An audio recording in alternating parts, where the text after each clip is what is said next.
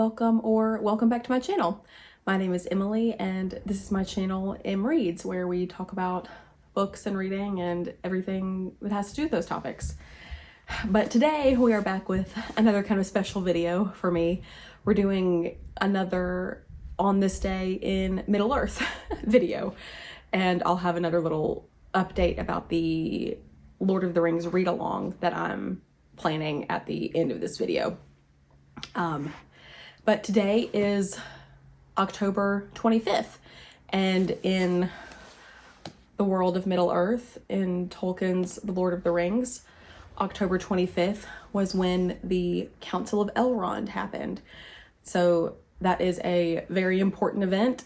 It takes place a little over halfway through the first book, The Fellowship of the Ring, and to me, the Council of Elrond is kind of the big turning point in that first book, The Fellowship of the Ring, because Frodo and the hobbits have made it to Rivendell finally safely. Frodo has begun to be healed by Elrond from the wound he received from the Nazgul. He has been reunited with Bilbo and Gandalf, and he and the hobbits have gotten to see the wonders of Rivendell after this journey they have made all the way from the Shire. They have gone farther than they ever expected they would in their lives, with the help of Gandalf and of course of Strider Aragorn. So in their mind, the hobbits at this point have really kind of completed their task. Their original task was to get to Bree to meet Gandalf, and then it grew to getting Frodo and the ring to Rivendell, and there they are. They have made it, and they're just basking in this newfound safety. They're glad that Frodo is improving and his health is better. They're overjoyed to get to see Bilbo again and reminisce with him. And it's just, they're overwhelmed by the awe of this elvish city and all its inhabitants. But the wheels are still moving, and unbeknownst to them, their journey is not yet ended. By somewhat chance, many different travelers and people from distant lands have gathered in Rivendell at the same time in order to seek the Council of Elrond and seek his wisdom due to the growing trouble and palpable evil that is spreading throughout all of Middle Earth. And so Elrond calls this council where everyone's questions will be able to be answered at once, because he recognizes that they all concern the same thing. So Bilbo and Frodo, among the hobbits, are summoned to this council so that they can tell their part of the story of the ring. And Sam secretly joins. I should say right now that this is not a spoiler-free video, so if you have not read this or seen the movies, or if you care about being spoiled, perhaps this is not the video for you. But or you can just, if you're interested in the read along, I'll timestamp that down below and you can skip ahead to that. But Frodo and Bilbo, among the hobbits, are summoned to the council as well, and Sam sneaks and tags along secretly because he, of course, doesn't want to leave Frodo's side.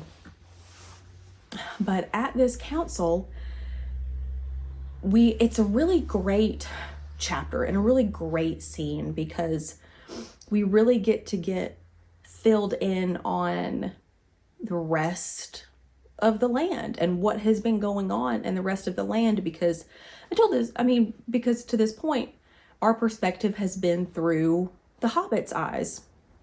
And the Hobbits have been very inculcated in the Shire. The Shire is all they know.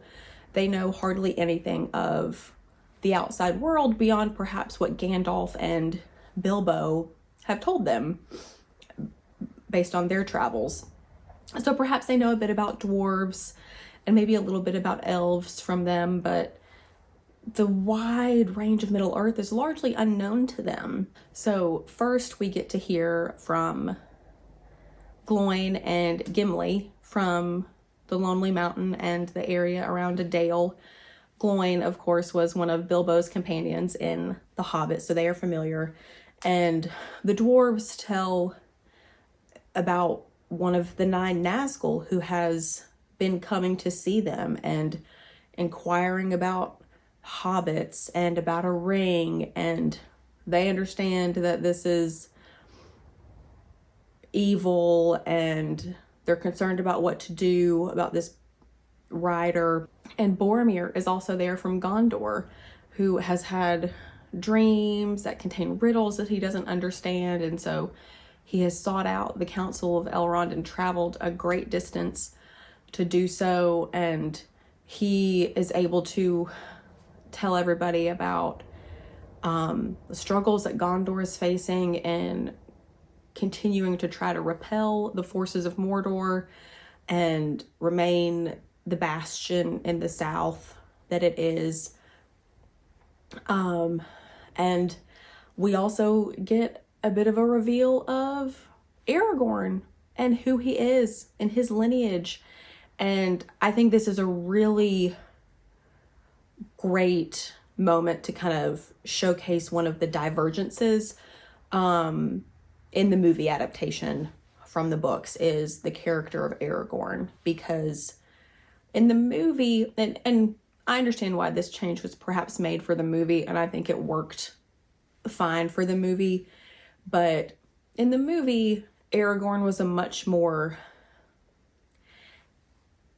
hesitant figure in claiming his birthright and in choosing his path towards becoming king, whereas in the books, he is very clear from the beginning that that is his goal, that is his path. He is set on going to Minas Tirith, and he asks Boromir that from the beginning, says, will you welcome me to Minas Tirith? And that is my road. That is where I am bound.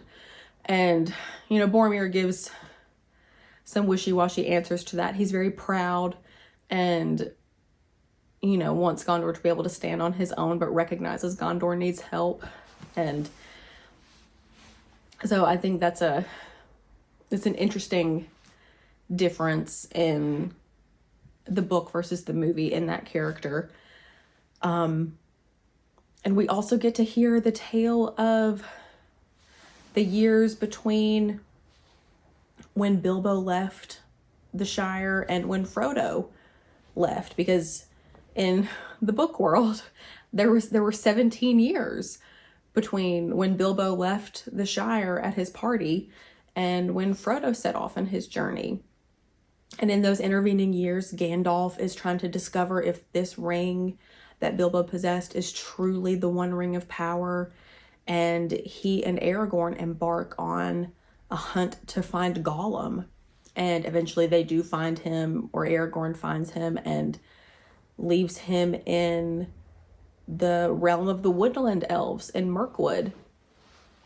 And Legolas is there at the council as the representative of those elves, and he gets to tell the tale of how unfortunately Gollum escaped from their captivity, which came as a great shock to everyone. And Bilbo gets to tell the tale of how he came to possess the ring, and Frodo tells of his journey. And also, very importantly, we get to hear Gandalf's tale of why he wasn't able to meet Frodo and the other hobbits in Bree as planned, because he was imprisoned by Saruman, and Saruman has betrayed them. So it's a wonderful meeting where we really get to hear all the different pieces and get filled in on everything, and we really kind of get a sense of the foreboding that everybody has, and the sense of this is a really desperate kind of moment where if we don't all come together, none of us can stand alone. And so then comes a debate of, what do we do with the ring? We can either hide it or destroy it. Boromir mentions briefly trying to use it, and that gets shot down very quickly by Elrond and Gandalf. But the two primary options are hide it forever and destroy it. And the hide it forever option gets discussed a bit, but ultimately shot down because they recognize that there needs to be an ultimate end to this problem. And if they just go the hide it route, then they'll just face this problem again in the future.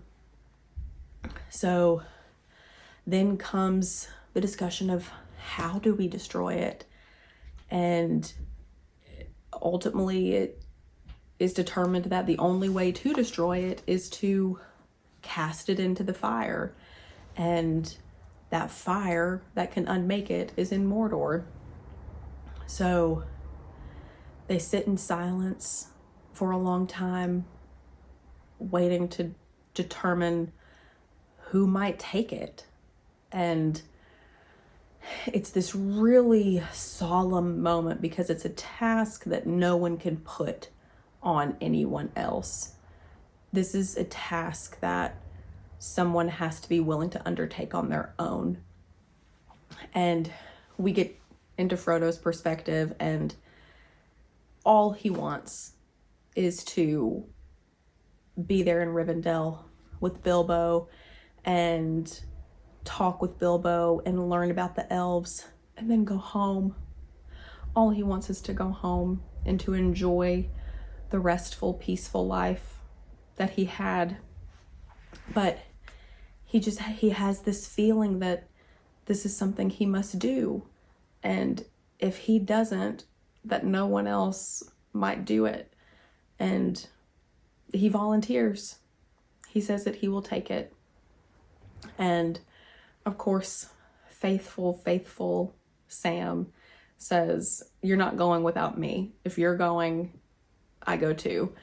And Elrond commends Frodo for his choice, and again reiterates that this is not a task that anyone could lay on Frodo themselves, but that he feels that it is appointed for Frodo to do.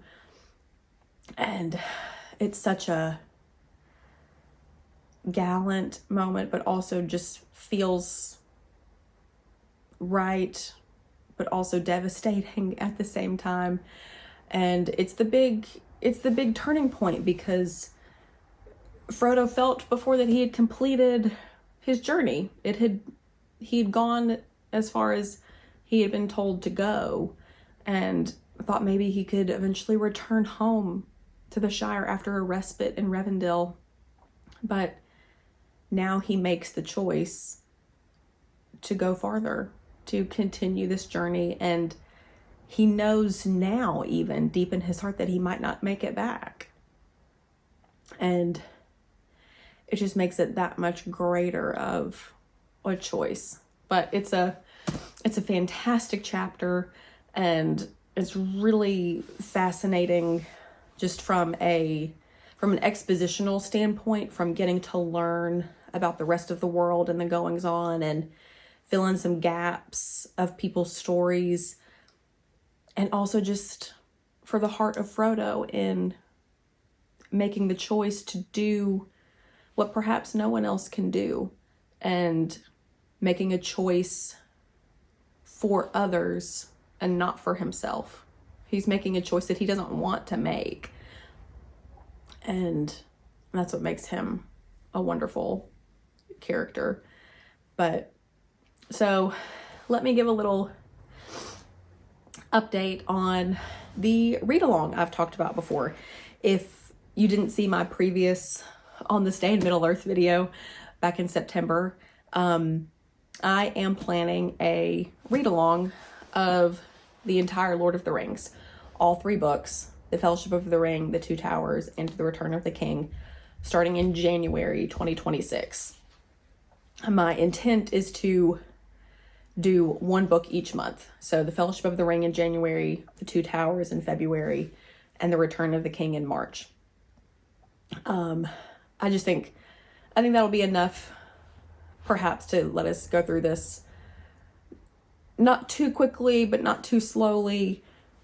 Hopefully allow people to still read other things at the same time. I didn't want to, do this so fast and it'd be so much that nobody had time to read anything else at the same time. But I will put the tentative proposed schedule in the description below. And I have also already created a Discord server for this read along. So if you want to go ahead and join that Discord and introduce yourself and say, hey, please feel welcome to do so. I know it's early, but I'd be happy to go ahead and have anybody in there starting some chats about this. But I really want to encourage you. If you have never read this, I would really love for you to join this read along. I really want this read along to be something that new readers of Tolkien can join. If you've never read this, I really want to introduce you to it. And please, rereaders, please join as well. This is an immensely rereadable book to me. So I would love to have rereaders, and I would really, really love to have people who have never read it before. But yeah, I'm really, really excited about getting that off the ground and getting it running. So this is a good excuse for me to plug it again on the day of the Council of Elrond. So thank you all for listening to me and letting me ramble on about another landmark day in Tolkien's world. I will talk to all of y'all again soon. Thanks. Bye.